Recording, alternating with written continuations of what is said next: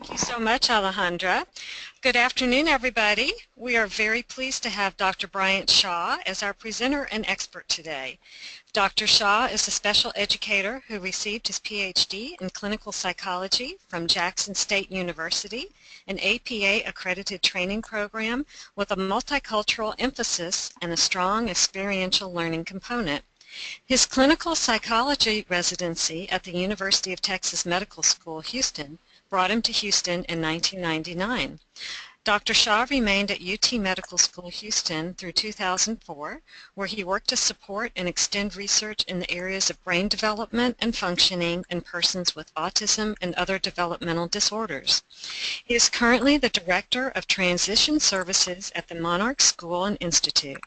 Dr. Shaw's interests have focused on children and adults with developmental and neurological differences since the mid-1980s, with particular emphasis on autistic spectrum disorders, attention deficit disorders, learning differences, relationship development, and methods for enhancing self-regulation. Dr. Shaw, thank you so much for joining us today. It's all yours. Thank you very much, Janet. I'm very pleased to be here today. Let me make sure I can do the slides here.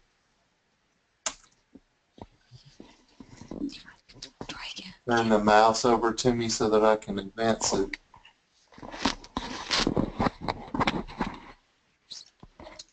Okay. So today I want to speak on enhancing attention and regulation in children with neurological differences. Perhaps I should begin with trying to define what I mean by neurological differences. At Monarch, this is part of our way of languaging mental disorders in children and adolescents, and it helps us avoid negative sounding words like disability and disorder, which may imply chaos that we wouldn't like to have as a background when we're thinking about a human being.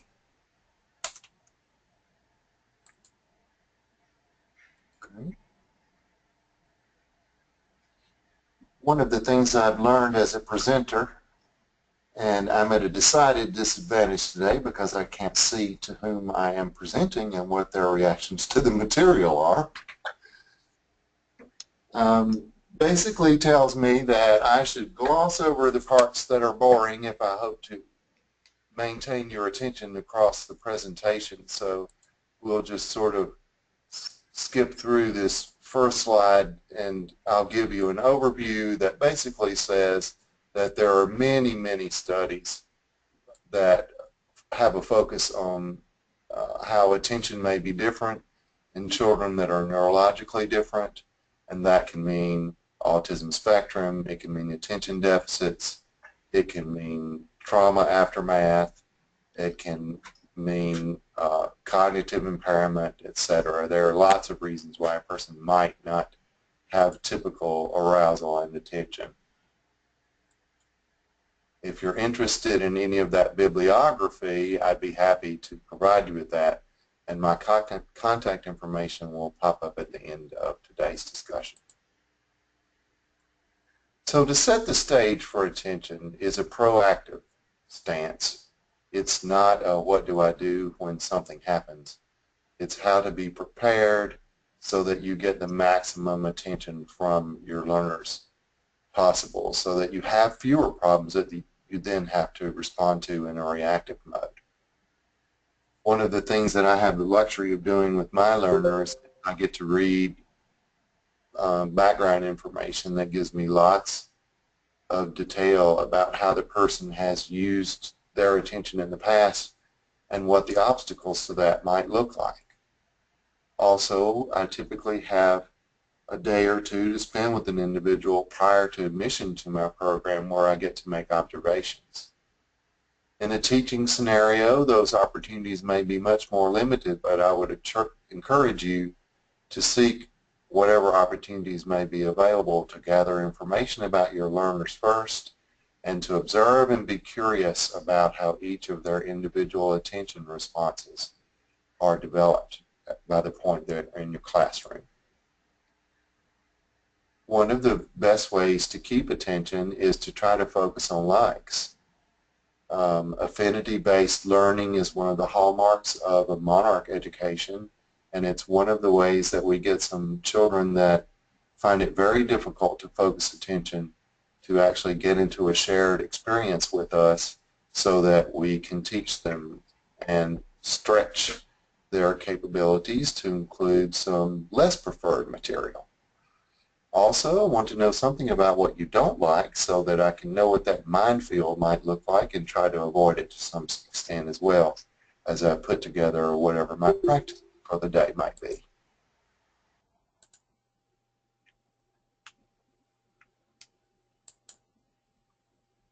Okay. Seem to have trouble advancing.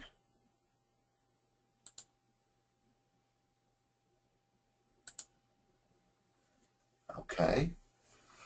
How you communicate with an individual can really set the stage for attention, and so you want to initiate the relationship with an individual by setting a tone with all of the communication devices you have at your disposal, which include your face, body, gestures, vocal tone, and choice of words.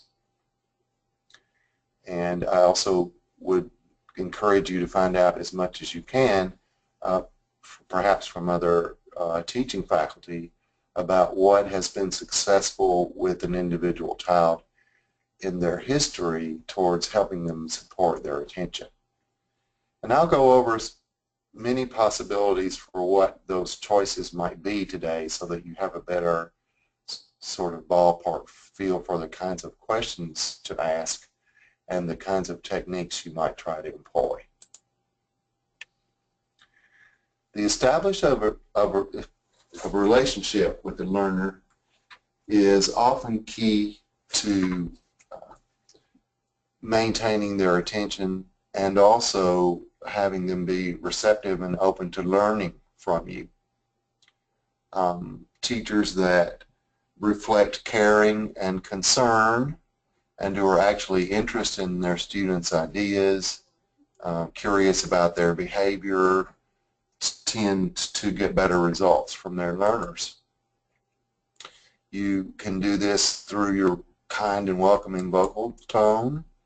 You can do this by projecting messages that assure the person that they're safe and that the learning environment is a safe place to explore and make mistakes and be wrong at times. And those can be essential to helping some children relax enough to be able to pay attention more fully. If I know something about you and I'm plugged into what your interests may be, then I may have extra information that's useful toward helping set the stage for your attention by involving your preferred activities and objects. And also, from the outset, we need to sort of let go of the expectation that all children are going to automatically sit still in their chair and sit up straight and have their eyes on you and pay attention for the duration of the time where you're involved with them.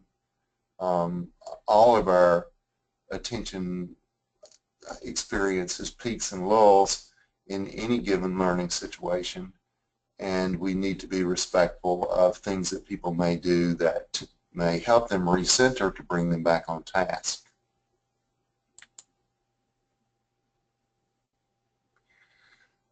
I regret that I can't look around the room and see your reactions to this slide, which I think gives an excellent example of how not to set up a classroom in a way that supports learner attention. The primary reason here being that the visual field for the learner is just far too complex. There's too much going on. It doesn't really have a theme. There are no common elements. It's like a big collage that doesn't make a lot of sense. And you can see the learners are all apparently either trying to shield themselves from the chaos or looking away entirely. And this guy. So what is it about this guy? What is so compelling about Mr. Rogers? Well, I can't hear your answers as I would like to hear them in a live discussion, but I can ask you to keep Mr. Rogers in mind as I go through what I feel like is a very strong list of ways to promote attention.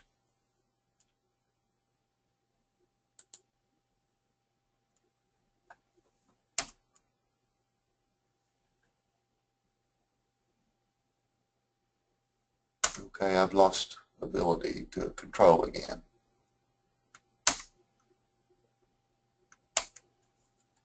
Okay.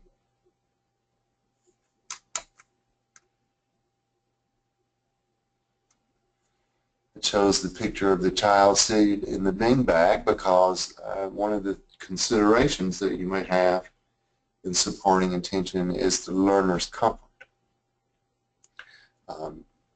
For some children who have sensory preoccupations, sitting in a hard chair may not fully support their attention, and I invite you to think outside the box to support those learners in different alternative positions. So one way you can support attention is with affect. Affect being the way you project your emotional state through your vocal tone and through your facial expression, and also through the kinds and intensity of any gestures that you might use.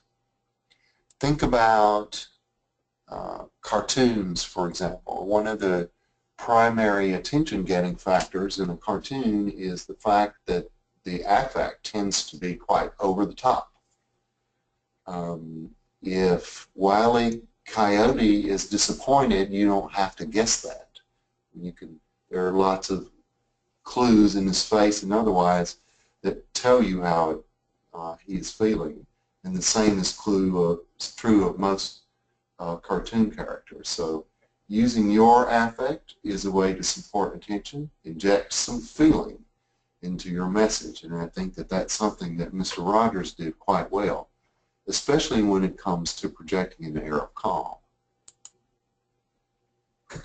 Proximity is your friend in promoting attention, and if we were live in a room, I could show you very directly how this works by coming and standing directly in front of you to see if it increased your attention to my voice, which typically it does. And this is something that can be done quite subtly, and it can be done in ways that the children don't feel singled out or called out for being off task. Vocal animation. Think about the voices of people that you find it interesting to listen to. Typically, those people's voices have lots of melody, and this is in part what I'm referring to when I use the term animation. So you want someone who has lots of highs and lows in their voice, and also maybe some loud and soft as well to provide contrast. It's those contrasts in the way your voice is heard that allow more of the message to make it through the filter of inattention. Music is a great way to support attention. Music is therapeutic in many ways. Music can help people join together. Lessons can be taught through singing. Lyrics can often be remembered more fully and completely than, say, a prose section or a written paragraph. And also, music allows us the chance to express ourselves artistically. And we can move together, sing together, act as a group together, and promote a sense of unison that helps the class to coalesce as more of a group.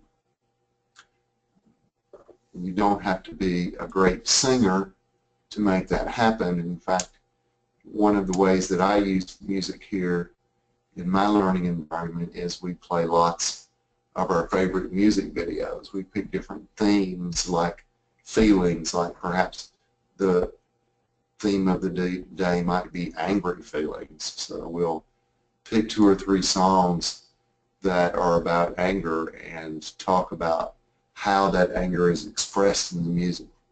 And that opens the door then for us to perhaps talk about building some coping tools for dealing with anger. Visuals. It is, of course, no secret that we like to look at things.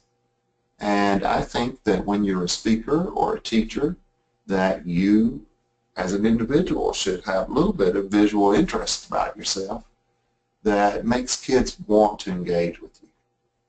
I think one of the ways that Mr. Rogers accomplished this was by changing every day into those brightly colored sweaters. And the background behind him is pretty bland, and so it doesn't overcomplicate the visual field to introduce that pop of color.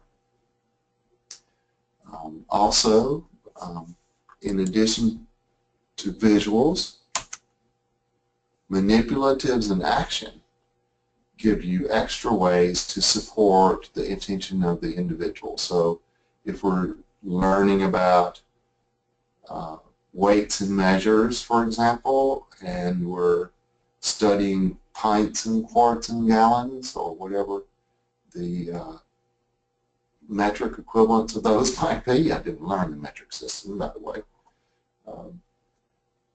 Then it may be helpful to do that with jugs of water rather than using pictures, and to actually pour the water from one vessel to another adds the element of action that may help the child both engage with the learning and to remember it more thoroughly and completely thereafter.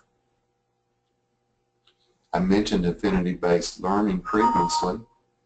Again, it's an excellent way to begin with the learner, and you can even do affinity-based learning across a classroom if you're plugged into what the interests of the individual learners within your environment is looking like. You think about that from a developmental standpoint.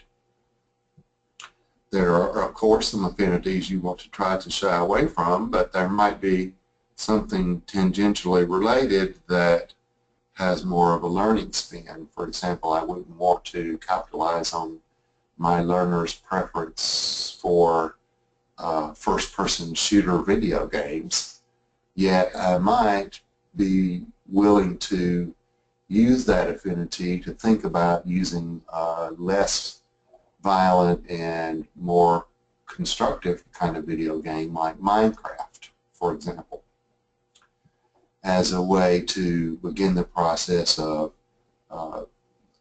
learning more about cooperation, because that's part of what Minecraft is about, is building things together.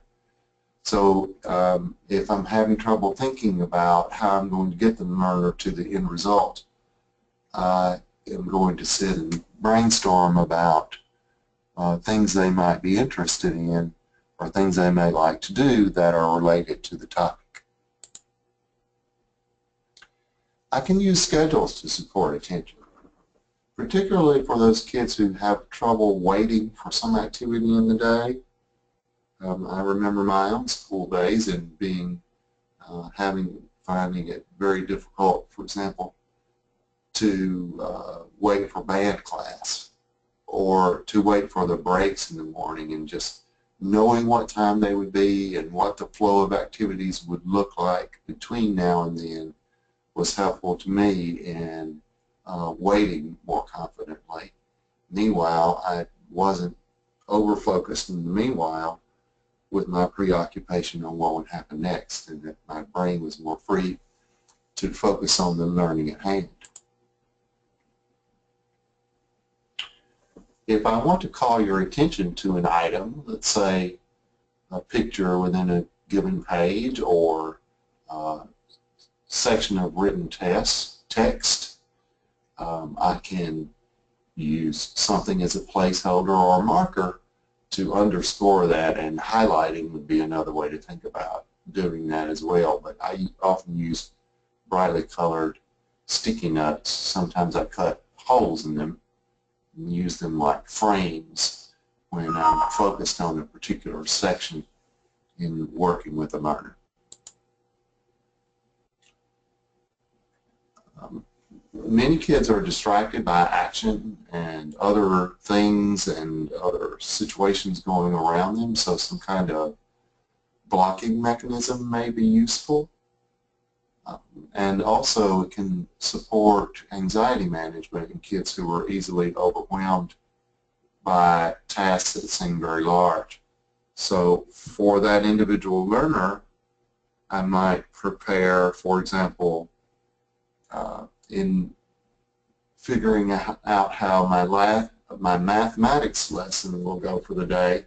If I have to get through a whole page of problems, I might think about presenting those problems in chunks, or using a screen of some kind, usually paper or cardboard, to block all but the problems that I'm currently focused on. That way the size of the task can be mentally reduced for the learner, and those feelings of being overwhelmed or possibly not being able to finish can fade into the background and promote more attention. Similarly, I can give you pieces of work that aren't overwhelming and allow you to focus on just what's at hand. Chunking can also work in conjunction with scheduling. If you have a number of learning objectives within a given time period, you may think about alternating brief chunks of material, especially if some of the material is more preferred or fun for the kids than others, to keep the attention flowing and keep kids from getting overwhelmed and feeling that tasks are asking too much of them. I mentioned outlining. Minimization of distraction means, get rid of too much chaos on the walls, like this slide that we previously looked at, but also can mean using some visual blockers. I have learners that for at least a part of their day need a quieter area where there's less human stimulation going on and maybe less movement to catch their eye and distract them from the task at hand, or sounds. This can be accomplished not just with visual screens, but also with auditory blocking.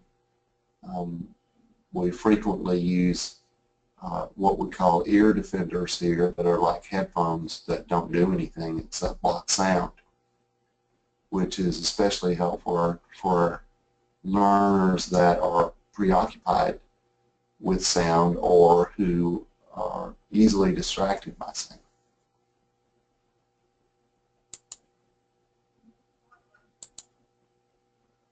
In order to attend with my brain, I have to have my body regulated as well. And one of your best tools for promoting the regulation of a body is to do regular movement in a controlled fashion. So you want to do it often, and you want to have it on schedule so that people know it's coming up. One of the things that we've learned here at Monarch over the years in working with our kids is that dynamic or proprioceptive kinds of exercise tend to lend themselves better towards supporting kids in becoming better regulated. Some of the proprioceptive activities, like jumping, especially if it's repetitive jumping, like on a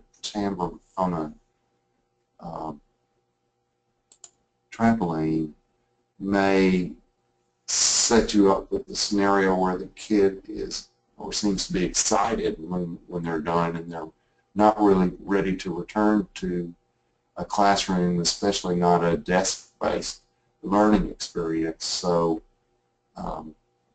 you need to be careful that you don't promote too many aerobic activities as a way for discharging extra uh, energy. On the other hand, kids do like to run, and it's difficult to get them to stop, and for many kids, jumping on a trampoline is very soothing.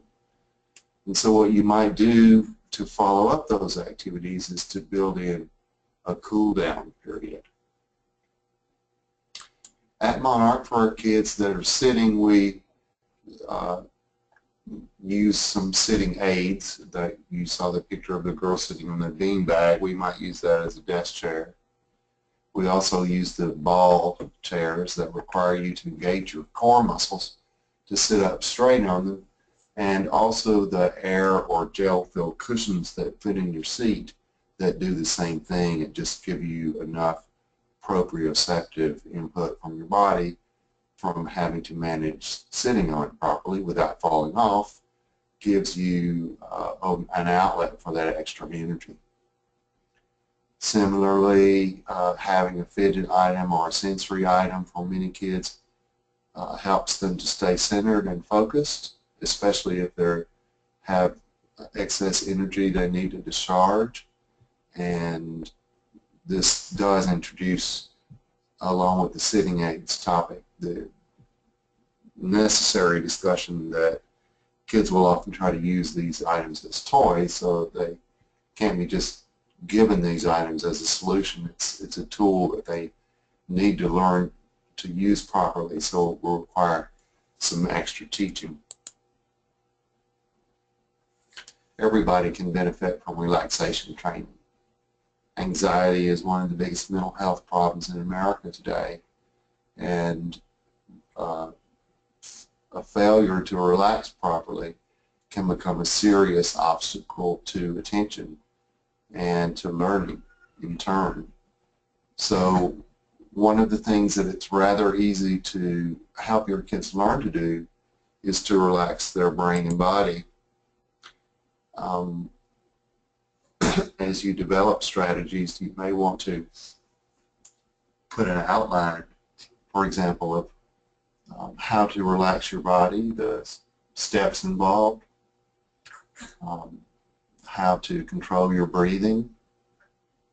And this way you can ask children to reference the tools on the wall rather than to give them commands like calm yourself down that might actually make things worse for you, especially if you haven't practiced. So I recommend that you play Rubber Band Man and Spaghetti Arms and those kinds of games, regardless of how old your learners may be, to help them understand the difference between tense and relaxed.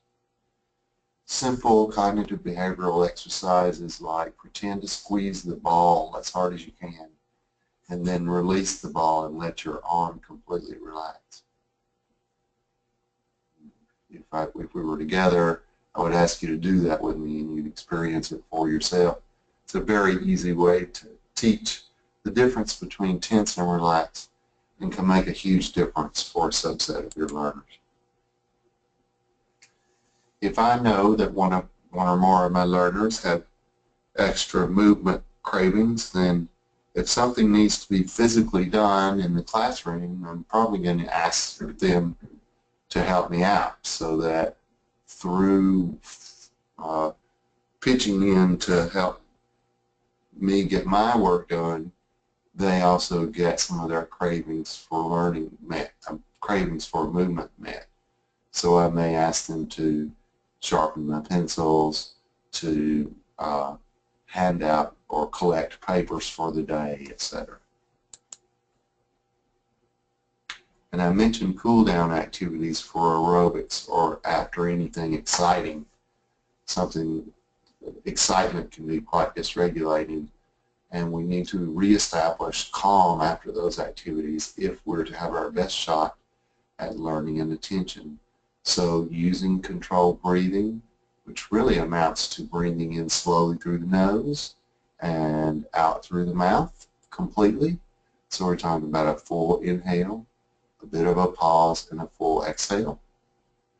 and also learning the difference between tense and relaxed in your body so that you can do some stretches perhaps that promote feelings of relaxation paired with breathing, and your kids can re-enter the learning environment better prepared to support their attention. Not everybody learns best by sitting in a desk up straight, and I would invite you to think about where there may be room for other ways to position yourself for learning. At Monarch, we have lots of freedom in this regard, and it even extends to how we deal with our faculty. In any given in-service meeting that we have here, there's typically 4 or 5 teachers standing in the back of the room rather than sitting with the rest of the group because they need to get more input from their body to stay connected. So this might mean allowing some learners to stand in a certain area for part of the classroom, or it may mean working with them to identify a sitting aid that might work, a sensory or fidget item, or whatever else they may need to promote their individual attention. All right. And that was the topic as I had prepared it for today. I hope you've enjoyed it, and I hope you were able to sit through it and pay attention. Dr. Shaw, thank you so much. That was such an exciting and interesting presentation, and we really appreciate you taking the time today to help us learn more about how we can help our kids enhance their attention and regulate themselves better. And we're going to open it up to questions now. So while people are typing questions in their little question box, I'd like to start out with a question. Listening to the webinar, it struck me that everything you said seemed to relate to how good education would look with quote-unquote regular kids, knowing that children need to move and children have different ways of learning and children need, you know, et cetera, et cetera, et cetera, and relationships. And so can you talk a little bit about, you know, what education would look like if everything you talked about today was incorporated into the general education classroom? Well, you can think about attention abilities on a continuum that extends all the way from highly problematic to extremely well developed. And so we all fall somewhere on that continuum, and that continuum may be related to, but in some ways independent from, other ways in which we're regulated, how even-tempered we are, for example, how intelligent we are, for example, how emotionally regulated we are. And so lots of kids and lots of adults are going to present with problematic attention, at least periodically, whether they have a disorder or not. So what I'd like to try to do here is just normalize the notion of, you know, difficult attention. It's something that happens to all of us, and, you know, we all daily experience, you know, struggling to engage our brains with material that we don't find very exciting. So the message I'm giving here today really has plenty of applicability to classrooms full of neurotypical kids. Mm-hmm. We all know that in, you know, in most public or private school environments, you know, when it isn't a special needs focused school, that there's probably a sprinkling of kids that aren't neurotypical sitting in that classroom to begin with that aren't identified. But even if so, there are always going to be questions of, you know, what can I do to make sure my audience hears me? As I mentioned at the beginning of the webinar, you know, I'm feeling a decided disadvantage because I can't read the faces and body language of my audience. to see whether I need to change what I'm doing to keep them engaged with me. Mm-hmm. So that constant monitoring of the audience is something that, you know, it's part of what makes a great public speaker, especially around drier topics where you have to struggle to engage the learner. But I think it's also an essential quality for a teacher who's charged with helping learners grasp concepts that they may not be too fired up about. Well, thank you so much for sharing that. I think I'm only seeing one question coming through, and the question has to do with if you have a regular education classroom teacher who is experiencing in her classroom a lot of unidentified children with neurological differences, but they haven't been referred for special services of any kind, what advice would you give that teacher who might be struggling with students like that in the classroom?